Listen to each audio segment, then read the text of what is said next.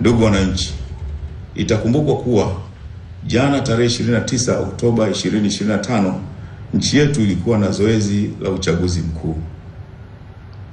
Wakati zoezi hilo likiendelea, kulitokea vitendo vya kihalifu vilivyotekelezwa na baadhi ya watu wahalifu wasiolitakia mema taifa letu katika maeneo mbalimbali ya nchi.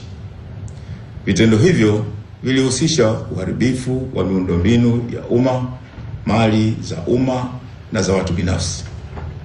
Vitendo hivyo ni uhalifu usiokubalika ambao lazima ukomeshwe mara moja. Jeshi la Ulinzi la Wananchi wa Tanzania kwa kushirikiana na vyombo vingine vya usalama vimedhibiti hali hiyo na vinaendelea kuimarisha hali ya usalama nchini.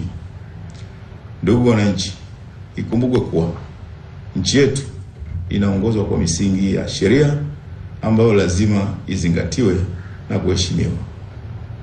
Kutokana na hali hiyo, Jeshi la Ulinzi la Wananchi wa Tanzania linawataka watu wote wanaojihusisha na vitendo vya kihalifu kuacha vitendo hivyo mara moja ili kuepusha madhara yasiyokuwa ya lazima kwa ustawi wa jamii na taifa letu. Endapo vitendo vya uhalifu vitaendelea, Jeshi la Ulinzi la Wananchi wa Tanzania kwa kushirikiana na vyombo vingine vya usalama vitaendelea kuchukua hatua stahiki kwa mujibu wa sheria. Aidha, wakati vyombo vya ulinzi na usalama vikiendelea kuimarisha hali ya usalama nchini, ninawaomba wananchi muendelee kuwa watulivu na kutoa ushirikiano kwa vyombo vyenu kwa maslahi mapana ya taifa letu. Asanteni sana kwa kunisikiliza.